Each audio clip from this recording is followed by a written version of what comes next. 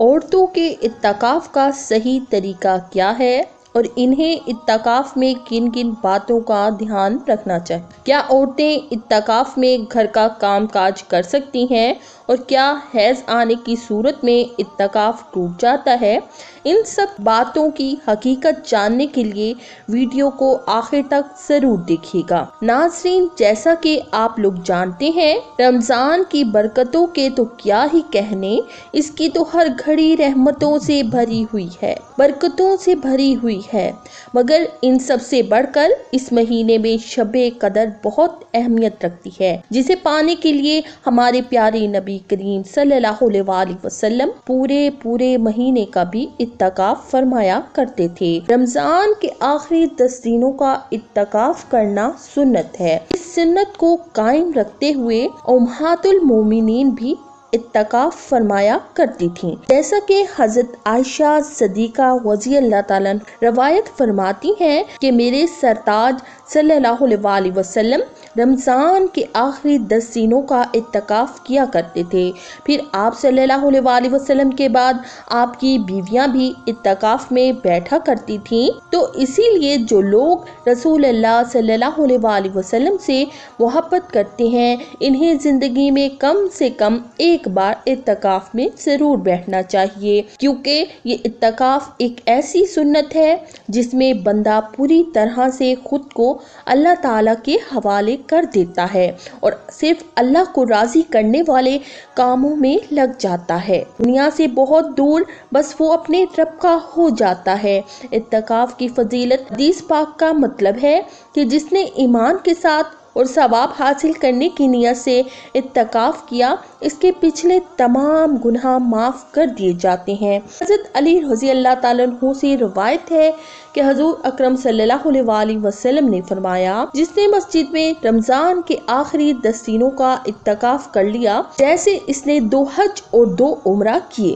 اعتکاف کیا ہے؟ اعتکاف یعنی اللہ کی رضا کے لیے کسی ایک جگہ ٹھہر جانا۔ مرد حضرات مسجد میں اور عورتیں اپنے گھر میں اعتکاف کریں۔ اعتکاف کے لیے مسلمان کا عقل مند سمجھدار ہونا لازمی ہے۔ اعتکاف کی قسمیں۔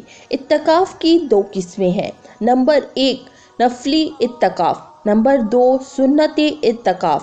اعتکاف نفل رمضان کے آخری 10 دنوں کا اعتکاف ہے اور سنت موقتہ ہے۔ مرد مسجد میں بیٹھیں اور عورتیں اپنے گھر میں ہی اعتکاف کریں۔ عورتوں کا اعتکاف، عورتیں گھر میں جہاں کہیں بھی اعتکاف کریں۔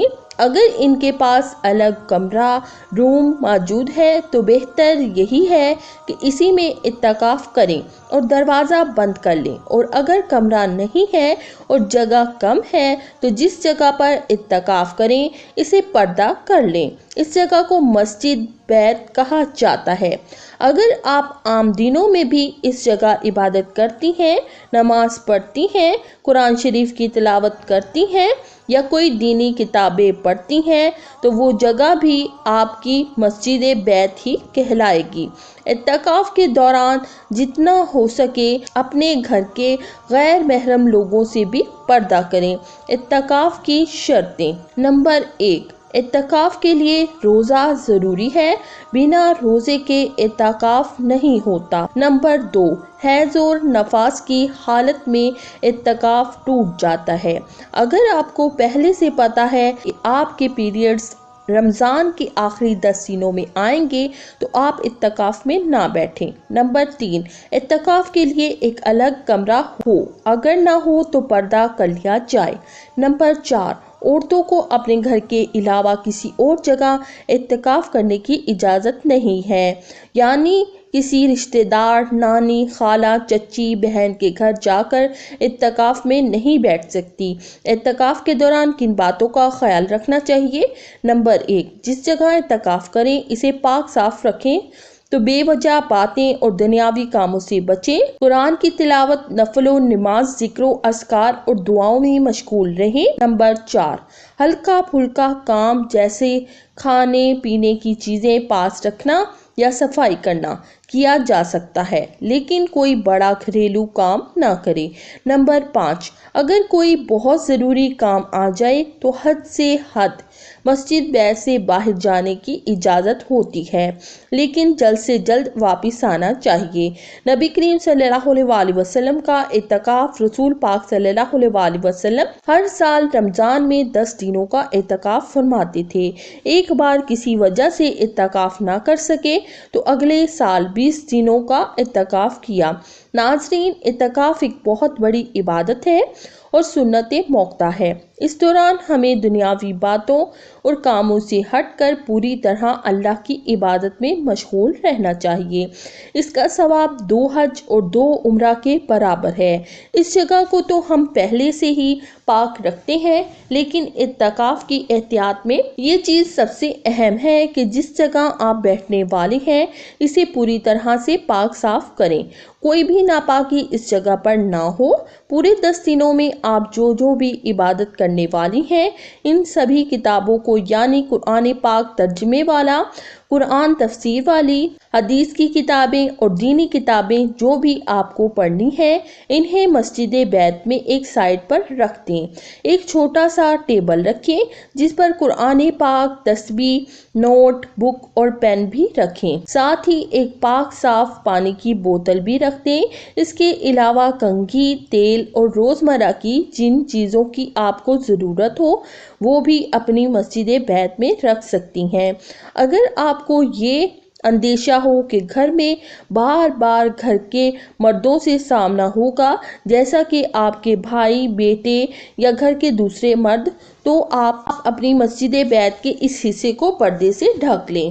میں نے نوٹ بک اور پین کا ذکر اسی لیے کیا ہے کہ اگر آپ کو کسی چیز کی ضرورت ہو یا کسی کو کوئی بات کہنی ہو تو کوشش کریں کہ زیادہ بات نہ کریں، بلکہ اگر ممکن ہو تو بالکل بھی بات نہ کریں۔ جو بھی ہو، آپ کی ضرورت کی چیز ہو، اسے نوٹ بک میں لکھ کر کسی اپنے گھر کے بندے کو پاس کر دیں۔ ہاں، اگر کوئی ضروری بات کرنی ہو تو کر سکتی ہیں، اس میں کوئی حرج نہیں، لیکن اپنی زبان کو صرف نیک اور بھلائی والی باتوں میں استعمال کریں۔ سنت اعتکاف کیسے شروع کریں؟ اگر آپ سنت اعتکاف یعنی 10 دن کا اعتکاف کرنے والی ہیں تو 20ویں روزے کی عصر کی نماز کے بعد آپ اپنی مسجد بیت میں جا کر بیٹھ جائیں گی۔ 20ویں روزے کی عصر کے بعد آپ کو اعتکاف میں بیٹھنا ہوگا۔ بیٹھنے سے پہلے اپنے گھر والوں سے مل لیں، اپنے بزرگوں کو سلام کریں، ان سے ہاتھ ملائیں، ان کا ہاتھ چوم لیں، پھر اللہ تعالیٰ سے اپنے تمام گناہوں کی معافی مانگیں اور اعتکاف کی نیت کریں۔ نیت کرتی ہوں اعتکاف کی اللہ کی رضا کے لیے، اللہ مجھے اس میں برکت عطا فرمائے اور اسے میرے لیے قبول فرمائے، آمین۔ اعتکاف کی نیت اور دعا۔ ترجمہ: میں اللہ تعالیٰ کے لیے سنت اعتکاف کی نیت کرتی ہوں۔ اے اللہ، میرے لیے اپنی رحمت کے دروازے کھول دے۔ اعتکاف کی اہمیت اور آخری 10 دنوں کی برکتیں۔ یہ نیت کرنے کے بعد مسجد بیت جہاں اعتکاف کر رہی ہیں اس میں داخل ہوتے ہی عبادت شروع کر دیں۔ آخری 10 دنوں کا اعتکاف اسی لیے افضل ہے کیونکہ انہی دنوں میں شب قدر کو تلاش کرنے کی تاکید کی گئی ہے۔ شب قدر کون سی راتوں میں ہوتی ہے؟ رمضان کے آخری عشرے کی طاق راتوں میں، یعنی 21ویں، 23ویں، 25ویں، 27ویں اور 29ویں راتوں میں شب قدر کو تلاش کرنے کے لیے کہا گیا ہے۔ ایک بار نبی کریم کو وحی آئی کہ شب قدر کس رات ہے۔ جب آپ یہ خیر کی بات صحابہ کو بتانے جا رہے تھے تو راستے میں 2 لوگ جھگڑ رہے تھے۔ آپ ان کے پاس رکے اور ان کی صلح کروائی۔ صلح کرانے کے بعد آپ نے فرمایا، تم لوگوں کے ساتھ ایک بہت خاص اور خیر کی بات شیئر کرنا چاہتا تھا۔ یہ شب قدر کس رات ہے، لیکن ان کی صلح کرانے میں وہ بات بھول گیا۔ پھر آپ نے شب قدر فرمایا، شب قدر کو رمضان کے آخری عشرے کی طاق راتوں میں تلاش کرو، اسی لیے ان طاق راتوں میں زیادہ سے زیادہ عبادت کرنی چاہیے، پھر چاہے آپ اعتکاف میں ہوں یا نہ ہوں۔ شب قدر کی فضیلت قرآن میں اللہ تعالیٰ ارشاد فرماتے ہیں، اور تم کیا جانو کہ شب قدر کیا ہے؟ شب قدر 1000 مہینوں سے بہتر ہے۔ شب قدر کو پانے کے لیے کیا کریں؟ جتنا ہو سکے کم سوئیں، پوری رات قیام کریں، نماز اور تلاوت میں مشغول رہیں، قرآن پاک کی زیادہ سے زیادہ تلاوت کریں اور رو رو کر اللہ تعالیٰ سے دعائیں مانگیں۔ इत्तकाफ के दौरान सफाई का एहतमाम पूरे 10 दिनों में अगर मुमकिन हो 2 या 3 बार हफ्ते में ज़रूर नहाया करें। अच्छे और पाक साफ कपड़े पहनें, खुद भी साफ रहें और मस्जिद बैत को भी पाक साफ रखें। घर वालों से कम बातचीत करें। अगर कोई ज़रूरी बात हो तो कोशिश करें कि इसे लिख कर दें। इत्तकाफ में बाहर जाने के अहकामात। अगर आपको वज़ू, गुस्ल या किसी ज़रूरी वजह से बाथरूम जाना हो तो सिर्फ बाथरूम जाएं, कहीं और ना रुकें, किसी से बात ना करें, चेहरे को ढांप कर निकलें, फौरन पाक साफ होकर अपनी जगह पर वापस आ जाएं। अगर इस दौरान कहीं रुक गए या किसी से बात की तो इत्तकाफ टूटने का अंदेशा रहेगा। इत्तकाफ के दौरान खास बरकत वाला अमल जो कुछ भी आप तिलावत करें या दुआएं पढ़ें, इसका दम पानी पर करें और इसे संभाल कर रखें। ये पानी बहुत शफायाब और बरकत वाला होगा। दिन के वक्त आराम और इबादत का बैलेंस। अगर आप सो सकती हैं तो दिन में 2-3 घंटे आराम करें, उठकर तिलावत करें और अल्लाह का जिक्र करें। हर लम्हा इबादत में गुजारने की कोशिश करें।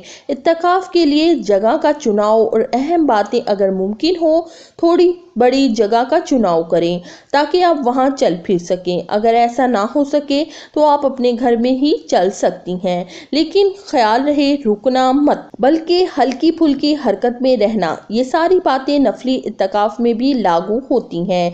नफली और सुन्नत इत्तकाफ में फ़र्क। सुन्नत इत्तकाफ 20वें रोज़े की असर की नमाज के बाद शुरू होता है।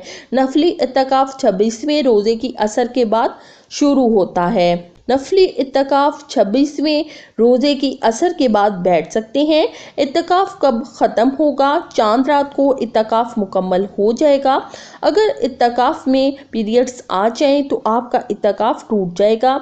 ऐसी सूरत में इसकी क़ज़ा अदा करनी होगी। दुनिया से दूरी। इत्तकाफ के दौरान मोबाइल का इस्तेमाल ना करें, फ़ोन पर किसी से भी बात ना करें, दुनियादारी से पूरी तरह दूर रहें, क्योंकि इत्तकाफ का असली मकसद ही यही है कि दुनिया से कटा जाए और सिर्फ अपने अल्लाह के करीब हुआ जाए। अच्छी बातें सिर्फ कहने से नहीं बल्कि अमल करने से फ़ायदा होता है। हम जो अच्छी बातें कहते हैं वो भी एक इबादत है, लेकिन अगर हम अच्छी बातें करें और इन पर खुद अमल ना करें तो इसका कोई फ़ायदा नहीं। कोशिश करें कि जो भी अच्छी बातें सुने, कहें, इन पर अमल भी करें। रमज़ानुल मुबारक में हुज़ूर सल्लल्लाहु अलैहि वसल्लम इत्तकाफ का बहुत ज़्यादा एहतमाम फरमाते थे, ख़ास तौर पर आखिरी अशरे में। इत्तकाफ के दौरान आपके मामूलात दर झैल थे। नंबर 1, इबादत और ज़िक्र इलाही। आप सल्लल्लाहु अलैहि वसल्लम ज़्यादातर वक्त नमाज, तिलावत कुरान, ज़िक्र अस्कार और दुआ में गुजारते थे। तहज्जुद का खुसूसी इत्तमाम फरमाते और रात के बड़े हिस्से में इबादत करते। नंबर 2, कुरान मजीद की तिलावत। रमज़ान में हज़रत जिब्राइल अलैहिस्सलाम के साथ कुरान मजीद का दौर फरमाया करते थे। नंबर 3, दुआओं का एहतमाम। खसूसी तौर पर लैलतुल क़द्र की तलाश में इबादत करते और दुआ में मशगूल रहते। अल्लाहुम्मा इन्नका अफ़ुव्वुन करीम तुहिब्बुल अफ़्वा फ़अफ़ु अन्नी। या अल्लाह तू माफ़ करने वाला है, माफ़ी को पसंद करता है, बस मुझे माफ़ फरमा। नंबर 4, मस्जिद में क़याम। इत्तकाफ के दौरान मुकम्मल तौर पर मस्जिद में क़याम फरमाते और दुनियावी अमूर से किनारा कशी अख्तियार करते। इंतहाई सादगी से इबादत में मसरूफ़ रहते। नंबर 5, लोगों की हिदायत और तालीम। बाज़ औक़ात सहाबा कराम को दीन की तालीम देते और इनकी रहनुमाई फरमाते। ख़वातीन भी मस्जिद नबवी के अलग हिस्से में इत्तकाफ करती थीं। नंबर 6, लैलतुल क़द्र की तलाश। आखिरी अशरे में इबादत का ज़्यादा एहतमाम फरमाते और सहाबा को भी इसकी ताकीद फरमाते। लैलतुल क़द्र को तलाश करने और इसकी बरकत हासिल करने की तरगीब देते।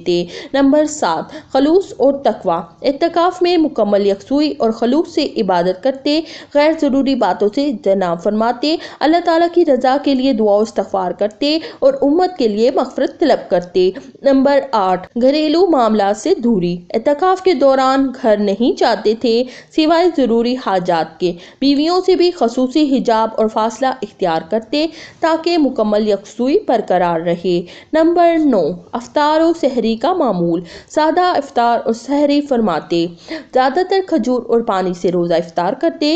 ज़्यादा खाने पीने के बजाय इबादत पर तवज्जो देते। सल्लल्लाहु अलैहि वसल्लम के इत्तकाफ के چند بنیادی اعمال تھے جو ہمیں سکھاتے ہیں کہ رمضان میں خصوصی طور پر آخری عشرے کو عبادت، ذکر و اذکار اور دعا میں گزارنا چاہیے تاکہ اللہ کی رحمت اور مغفرت حاصل ہو۔ ناظرین، اللہ پاک سے دعا ہے کہ وہ ہمیں بھی اعتکاف کرنے کی توفیق عطا فرمائے، رمضان المبارک کی برکتوں سے مالا مال فرمائے، ہمیں خوب دل سے عبادت کی توفیق عطا فرمائے، ہمیں 5 وقت کا نمازی بنائے اور ہمارا خاتمہ بالخیر فرمائے، آمین یا رب العالمین۔ ناظرین، آپ سب لوگوں سے گزارش ہے کہ مجھے اپنی دعاؤں میں یاد رکھیے گا، پوری امت مسلمہ کے لیے دعا ضرور کریں۔ اگر آپ کو یہ ویڈیو پسند آئی ہو تو اسے لائک کریں، چینل کو سبسکرائب کریں اور صدقہ جاریہ کی نیت سے اسے دوسروں تک ضرور شیئر کریں۔ انشاءاللہ اگلی ویڈیو میں پھر ملیں گے۔ اللہ حافظ۔